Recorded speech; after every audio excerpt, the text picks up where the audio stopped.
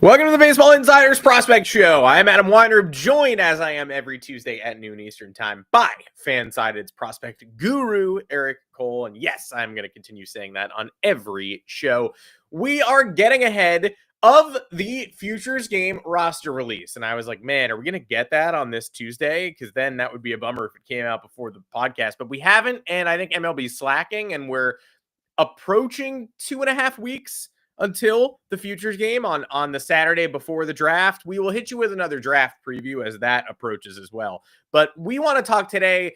We'll analyze the Futures Game rosters when they hit us. We wanted to get ahead of it by dropping some names who we'd really like to see. And Eric gave us some guys who we're surprised had never been in a Futures Game before. Remember, you might double up from time to time. I believe Spencer Jones was in the last two. Jason Dominguez was definitely in 2 in a row. Sometimes they just do that. They're like, who's that Yankee guy that you guys all like that you're screaming about? All right, we'll throw him in there. And then he'll go 0 for 2 and no one will really notice. But this year we've got a few who have not yet gotten the showcase, certainly have earned it, and who we would be most hyped to see in the event. Sometimes it's easy to predict. Hopefully MLB makes it easy, gives us the names that we actually want to see. Eric, how you doing? I'm doing well, man. I'm with you. I'm excited to see the Futures Game rosters. It was the first week of July last year, so I think that's probably like next week. It seems pretty like that seems like it almost has to happen next week. So fortunately, we didn't get completely co-opted this week, which was great. And again, kind of like going through the list of like guys that I wanted to see, I was a little bit surprised at the guys who hadn't been in there. I've almost doubled up a couple times. I didn't really want to do that, and I certainly mixed up some players a couple times. But I think we came up with a good list of guys that we're excited about that also haven't been in the Futures Game before, and it's gonna be a lot of fun. The Futures Game is genuinely fun. Same thing with the Prospect Showcase that they do before the season. You just get to see the best of the best players for the most part actually participate. Now, there are some teams like top prospects that don't want to like play them in games that don't matter, so they end up sending someone that maybe is a little less good. But at the same time, for the most part, they generally do a good job of like bringing top names in, and there's a lot of really fun choices this year for sure. What I want to have MLB change is just, can we not have regular season Major League Baseball action during the Futures Game? It will never happen. Like, it's just not going to happen. But there are going to be 14, 15 games going on, as well as the top prospects in every organization getting to strut their stuff. And if you're tuning in for the managers and coaches, there are some fun ex-big leaguers always roaming the sidelines there as well. But make it accessible, make it easy. This doesn't even begin to open the Pandora's box of why the hell is the draft when the draft is. But we will get to that when we get to that. For now, let's predict potential Futures Gamers. And Eric, I'm going to toss it to you. Who is the first name who you'd crush to see this year who has never participated in the event before? So there's a lot of choices here. The first one that comes to mind, though, is Jesus Mate. Obviously, he hasn't been in a rookie game, a Futures Game before because he was playing in rookie ball last year, and they do not put rookie ball players in the Futures Game, although he would have been fun to watch last year as well. And he was awesome last year. Has made the move over to full season ball. There was a lot of people who were curious as to whether or not his success in the Dominican Summer League and rookie ball would actually translate, and it turns out he's very, very good. Hits the ball hard, one of the better prospects in all of baseball. And he's not a guy that a lot of fans have had any chance to see whatsoever. Even like once guys get the double in AAA, you start seeing more footage. There's more coverage. But like when you're in low A, like you kind of just have to hope that like Jim Callis like finds some like grainy footage to show you and like talk about him for a little bit. Beyond that, you just don't really get to see him. And if we get the chance for him to go against some higher level pitching, that could be a lot of fun. It might also expose some things for him because again, he's a very young guy. He's only 18 years old, but he's a guy like first and foremost. If he was to be added to the Futures Game, he'd be one of the headliners for sure. Yeah, I think he's probably, if I had to guess, going to be like the graphic on the tweet announcing the roster. Like you've got to, if you don't have Mate, unless the Brewers organization threw a challenge flag or Mate's like, I got something better to do. I'm going to a Grand Prix in Monaco. Like he literally has to be the face of this event because this is the first chance, like you said, for most fans to actually see in person the player who they're spending $1,000 per Bowman first on. So like that's what the event is for, is to start Mate, give him 3 at-bats and make sure that he is the centerpiece of one of these rosters. Let's move on to the next name. Who are you looking for? Again, there's some names that are coming up in the comment sections in the chat that like I think are good choices, and I had a tough time narrowing this list down. But at the end of the day, I didn't want to like make a list of 12 names because I just had finite amount of time this morning. And again, I wouldn't fault you if you like, for example, Braden Montgomery's a good choice. But at the same time, I went with Cole Epperson, who I talked to you about that. I was a little surprised wasn't in the game last year, but then it occurred to me that was Cole Young, and apparently this all Seattle does is just draft really good shortstop prospects. But I like Cole a lot. I think that the hit tool hasn't really shown what it can be lately. I just don't think that the quality of contact has been there for him this year. But this guy can just put the bat on the ball. It's very, very good. He should stick at shortstop, no question. And because of all the other tools being like above average, if the hit tool is as good as we think it can be, all that's going to play up because all of a sudden he's going to be on the base more, so he's going to be able to steal more bases. He's going to hit for some more power. I think he is a very fun prospect. He's not a great fit for the Mariners because I don't think he's going to hit very well in that park. I think he needs to be in a little bit of a smaller park to kind of do the most damage.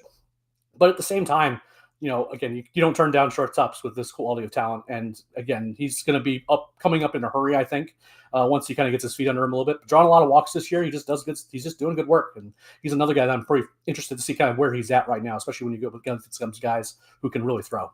Seeing a lot of names in the comments who I agree probably will be on this roster. And I will say JJ Weatherholt is one of the ones that popped out to me is just like, yep, pretty unavoidable. And sometimes performance doesn't necessarily have to match pedigree. If it's a guy who was maybe the most buzzed about draft pick of last year, he'd have to do something catastrophic to not make the list. So I would imagine that Weatherholt will be on the roster.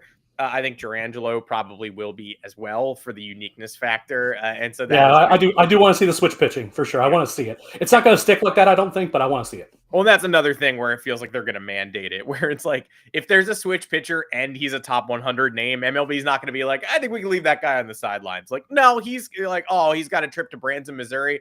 We can't schedule over that. No, he's coming to Atlanta. You're probably going to see him. Yeah, for sure. He's going to be fun. Oh, there's another name in the comments, though, that is on your list. So I'm going to toss it right now to the reason behind, hey, sometimes the stats are just too glaring to ignore. And also you've got the power of the big city. I do agree that Jonah Tong is going to be among the first names who are considered for this event. Yeah, and I think he's the best pitching prospect the Mets have, and that's a system that has Brendan Sproat in it.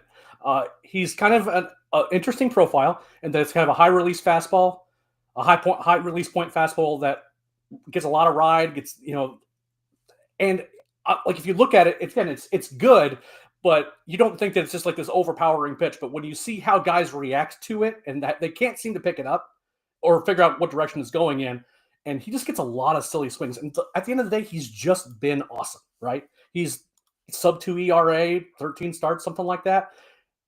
This isn't double A. This is against real hitters. So I think that, like, assuming he keeps doing what he's doing for one or two more starts before the Futures Game, if he shows out in the Futures Game, I don't really know why the Mets would not consider calling him up to the big leagues. Because, I mean, what's the difference between double A and triple A in terms of the quality of hitting he's going to face? That fastball is going to play. Maybe you want him to work on the secondaries a little bit, which are maybe like a little bit behind, but I like to change up enough to where he can kind of keep guys off balance. There's real arm talent here, and he's certainly a guy that I like better in terms of pure stuff than I do over a lot of pitchers in that system. And I want to see what he can do against guys who know how to hit velocity that's up in the zone. And if he can get this pitch by those guys, then I don't really see why he couldn't do it against major leaguers. I'm actually deeply angry at the comments because they're too good. Because I was about to say, who he reminds me of a little bit in an odd way is Tim Lincecum. And then I pan back and it's already been covered by someone who's on top of it. So I'm going to give you the showcase here and say, yeah, I do feel like, the touse, even down to the tousled hair and the frame, and going, how does he do what he's doing? I don't understand. I'm watching someone who's a completely unique beast. Yeah, he does feel like a Tim Lincecum. Maybe burns bright for a short period of time rather than being sustainable. But hey, let's burn it. Let's brighten it a little bit. Another name who you wanted to highlight again, we're talking about undeniable, right? Especially in this first round of hey, if MLB doesn't nail this, there are ways to botch the assignment, and it would be not including these five guys. Connor Griffin is certainly someone who I would say inner circle Futures Game roster, and probably in every showcase event and probably on the marketing material, screams undeniable at this point. So obviously we talked about Connor Griffin a lot on this podcast. We've been excited since we started the season, and all he's done is justify that, right? I think the more I look at him and the more I think about it, he's already a top 10 prospect in baseball. I'd pick him over Sebastian Walcott, no question. You know what I mean? There's a couple other guys in that top 10. I mean, Andrew Painter, I like him a lot, but he's been hurt and he hasn't really been able to come back. He's a guy that I would pick over him. It's crazy to me that he was at low A. He was a prep bat, got drafted last year, mashed at low A, and the Pirates are okay, we will promote you. We will give you a challenge. And he's hitting better at high A than he was in low A. He can do anything he wants to do on a baseball field. It is just that simple. And these are the kinds of guys you want to showcase, especially for a Pirates organization that frankly doesn't deserve him. But this is a fan base that needs things to be excited about. They got excited about Paul Skeens. They tried to get excited about Henry, the former first-round pick. That didn't really quite work out the way they wanted to. But at the same time, he's a guy that you can pin your hopes on and be like, this is a guy who could be one of those 5-tool talents. I'm not saying it will for sure happen because if one of his tools lags behind a little bit, it is the hit tool. And maybe against real advanced pitching, maybe he finds himself in trouble. But we haven't seen any reason that's going to happen so far. He just, whatever you throw in front of him, he just performs. It's just that simple. And if you want to get this right, you bring him to the game. He will be there, and I would honestly bet he will be mic'd up as well. He's going to be somebody the booth talks to. He's going to be sort of a central focus.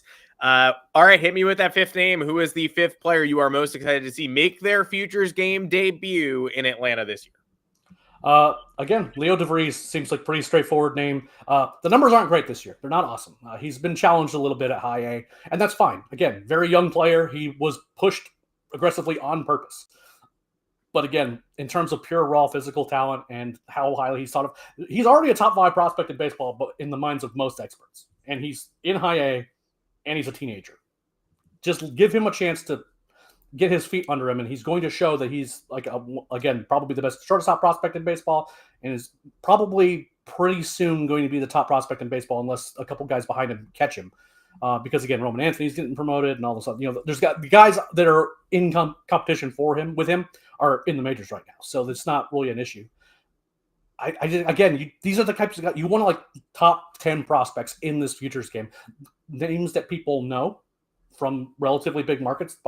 Southeast California, the Padres. This is a name that's been come up on a lot of national coverage. This is a guy you want. Maybe the numbers aren't immediately jump off the page at you, but at the same time, he's one of those guys where the numbers don't really matter quite as much. And if you ask any scout, they'll tell you he's a top 10 prospect in baseball, no question. And he's someone that you want to show off, because if you put him in that, given what he did in the AFL, if you just put him in against the best of the best in the futures game, he's probably one of the front runners to be the MVP of the game. I'm going to toss 2 more names at you, and they're people that I know that you have some love for. And we've talked about it a little bit on this podcast too. In my opinion, I'm excited to see, and I need to see Travis Sikora show me what he's got. We're now up to 9 starts and only 34 2/3 innings, but 62 Ks and an 0.61 whip. Now's the time. Don't get distracted by that low innings count. Just give him an inning and let it rip. And how about I'm playing I don't know. I'm a real nerd and a loser. And I listen to a lot of varied podcasts where a lot of people guess at a lot of different things. And I listen to a Rock and Roll Hall of Fame podcast hosted by Joe Quazala, who's a great comedian, and Kristen Studdard. It's a very funny podcast. But one of the things that they talk about in terms of who's getting nominated for the Rock Hall and who's getting in, are they already in the zeitgeist? Did they perform at a Rock Hall induction last year? Do they play the game? And so I'm going to give you Patrick Copen, and I'm going to say he's playing the game. The Dodgers pitching prospect is having a great year, sort of an unheralded guy, entered the season number 29 on their top 30. But he's been dominant. We have noted him as a riser on this podcast, and he went on MLB Network this week to talk about how he lost his right eye after being struck by a line drive comebacker. And so he's got a narrative edge. He is dominating with a 2.42 ERA and 13.8 Ks per 9 between high A and double A this year. And he is playing the game. He's on MLB Network talking about his comeback and his return. And so I'm just going to go ahead and say, in a Dodger system somewhat in flux too, where Dalton Rushing, Freeland, maybe we see Freeland and Copen. That's my pick, I think. I like those picks. There's some good names coming out in the chat too. Again, this is a list that was very limited on purpose because if I go through all the guys that I want to see in the futures game, I'm just going to be projecting rosters at that point, and that gets a little bit long, a little bit hard to write, especially kind of if you want things to be updated and you want to have kind of weekly updates as well. But overall, again, those 5 names, those names you mentioned as well, all of them, I want to see. Some of these guys I haven't had a chance to even see live because you can only watch so much baseball, right? And at the end of the day, like I haven't got a chance to actually put my eyes on much of Travis Sakura, but I would very much like to, just to get a sense of like, when he's up against good hitters, how do they respond to him? What does his stuff look like? Because so far it just seems like no one can get him. Yeah, I don't. Again, that's the purpose of the showcase is, okay, I see the stats. They are leaping off the page. What is going on? I couldn't make it to Wilmington. So show me on the national stage why exactly this is popping against the best hitters in the game. We can't wait for the real roster reveal. I suspect you will see most of these names when their numbers are called. Copen, I don't know. That's me sort of freelancing and coping a little bit with I see what you did there. I see with my roster projection. Maybe not. I'm just trying to read the tea leaves. I might be reading them wrong, but I do want to. I want to stake my flag on Copen Island and be first in case that does happen. We got some other names to mention who've been hot over the past week, entering another week of action, and some who have not been quite so hot. And some of those coolers are in the comments already, unfortunately, or have been mentioned by you previously on the show. Let's go with the hot zone first. And again, I'm going to have to start this off by saying that Spencer Jones is on fire. And no matter what you think of Spencer Jones, this was a week that he owned. Yeah, we'll start with Spencer. Again, he's a guy that if it clicks, he's going to be an all-star because the power and the speed is just that good. He has just one of those frames that he's just going to do a lot of damage. The problem is just the hit tool, right? And whether or not the swing and miss is going to be too much for him to be able to get to it. There's a pretty obvious Joey Gallo sort of comparison to be made, at least in terms of being a hitter. But I don't think Joey Gallo was anywhere close to as big as Spencer Jones was. And again, love the upside. That shine wearing off because of the swing and miss that has kind of gotten worse over time. Not so great. However, he's had a pretty good year this year. And it does seem like opposing pitchers are respecting his ability to hurt them more because he's walking a little bit more and kind of the pitches that he's seeing, he's not getting as many pitches to hit. But last week that didn't seem to matter because he went for 10 for 21, 3 home runs, 8 RBIs, stole a couple bases, walked more than he struck out, which is probably the biggest takeaway. Again, just looked really good. Happy to have him on the list. A guy that I wish we got to talk about more, but he is definitely kind of a weird profile for us to talk about until he can kind of figure things out or actually get worse. He's kind of in that weird middle zone where he's like kind of sort of still good. Another name, Hector Rodriguez from the Reds. He might have had the best week in all the minor leagues. And he might be the guy that the Reds send to the Futures Game. They'll have a couple candidates that they could send as well. It kind of depends if they want to send guys who have played in the game before. Was kind of a fringe, like top 10, top 15 prospect outfield guy who could hit a little bit. But this year, it's really kind of clicking for him. He's hitting really well. And he's going to force himself to a conversation pretty soon on a Reds team that could really use some young guys actually stepping up versus just having a lot of prospect pedigree. 17 for 30 last week with 3 homers. Walked 3 times, only struck out 3 times, drove in 6 runs, a bunch of extra base hits. He was just awesome. He was just really, really good. I already said something nice about a Yankee, so now I need to say something nice about a next Yankee. That's Christian Zazueta for the Dodgers. Wasn't super well known as a pitching prospect. He was an international signing for like six figures, like 110,000, something like that. And then the Yankees traded him to the Dodgers, I believe, in the Caleb Ferguson deal. If that seems right. And again, 6'4", mid-90s fastball, has a pretty good changeup. Because he has a good changeup and he also has a cutter that he's implementing, I think he's going to be good against lefties as opposed to kind of what you'd be expecting is good against righties. So I think platoons aren't really going to be a problem for him. And he made 1 start last week and gave up, and in 5 innings, he gave up 1 hit and struck out 10 batters with no walks, which seems pretty good to me. It does seem good to me. And also, you broke the news to me on this podcast right now that he was at one point in New York Yankees. So off to the content mines I go after this show is done. It was the Ferguson deal. It was Matt Gage and Zazueta for Caleb Ferguson, who lasted 3 months in New York and was terrible. So fallers from the past week of action includes my mood. Now that I know that, I'm thinking about Caleb Ferguson again. But beyond, what about the players on the field who saw their stars dim a little bit this past week?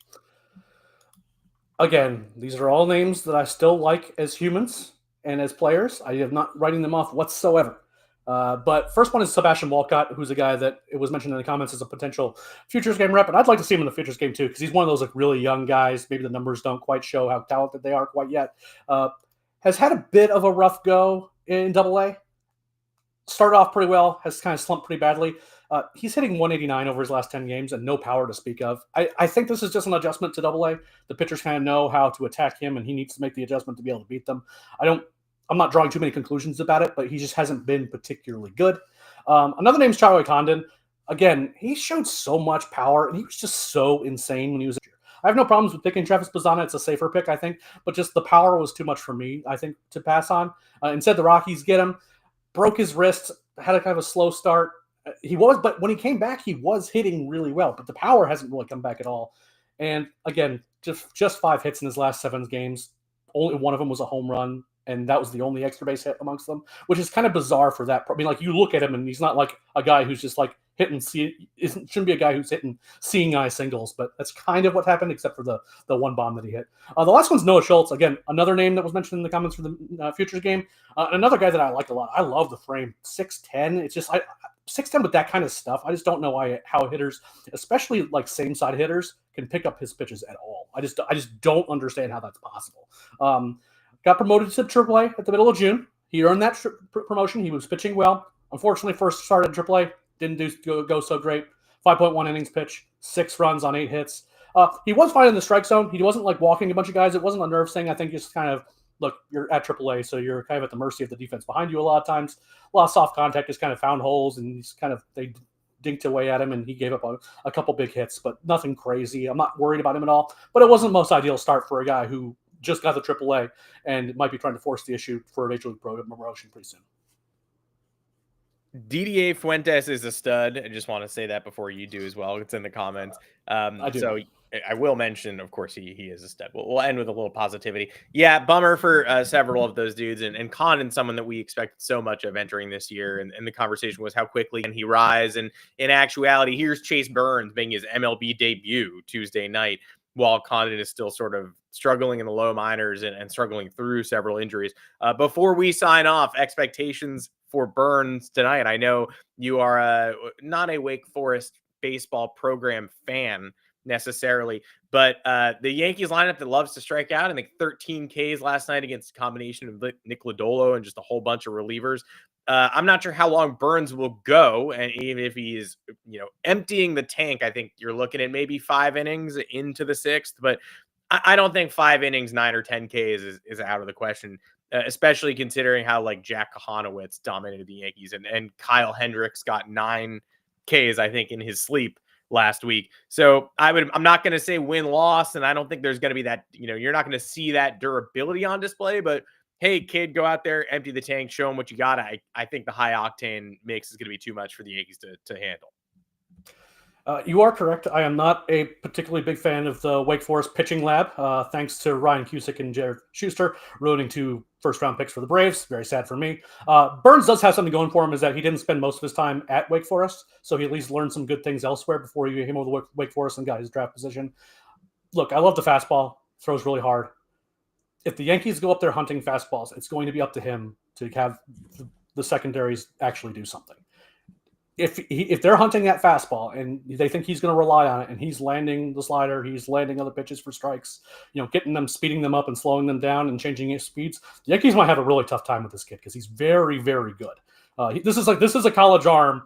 Again, not for a program that I would put much stock in, but at the same time, in terms of major league talent, but one that he went against really good teams, and he performed well on national stages. So obviously going against the Yankees, a little bit of a different animal, especially in your debut, but at the same time, he's not like a high schooler that barely seen professionals at all, and then he's going to be staring at Aaron Judge tonight or whatever, right? So again, love the arm talent.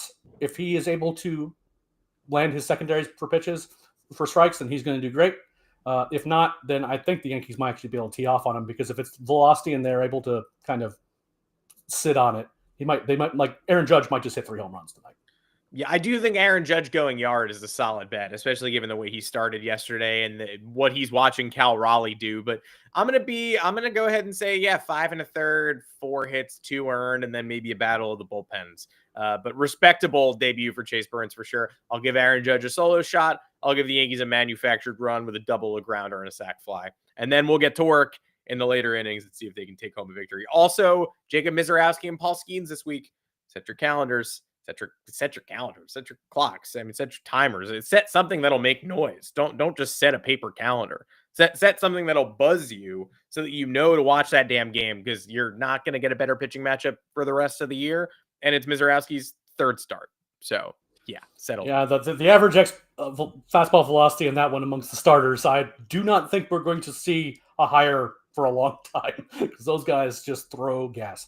And cutter, and as for Uncle Ted talking about cutters, I promise you there are good pitchers in major leagues that do not have cutters. Yeah, so well, it will be okay. Yeah, it is what it is. But maybe he will develop one by game time based on the Yankees' luck lately. It's highly possible he could level up. We will see everybody on the flip side next week. Maybe we might even have a Futures Game roster for you. But either way, we'll certainly have names to dissect. Appreciate everybody joining us today, as always, and bringing your comments and your good questions. We will be here again noon Eastern next Tuesday. Please subscribe to the Moonshot if you have not, or read our content and more in Eric's supplementary prospect pieces on the Baseball Insiders feed on fansided.com. That is fansided.com/baseball-insiders. Join us in the Discord as well. You can ask Eric and I questions between shows, as well as Fansided MLB Insider Robert Murray, who does a private Q&A there at 3 o'clock Eastern on Thursday, and we'll be back on this feed tomorrow afternoon at 1 o'clock Eastern time. Until then, we will catch you later. Take care and go minor league baseball.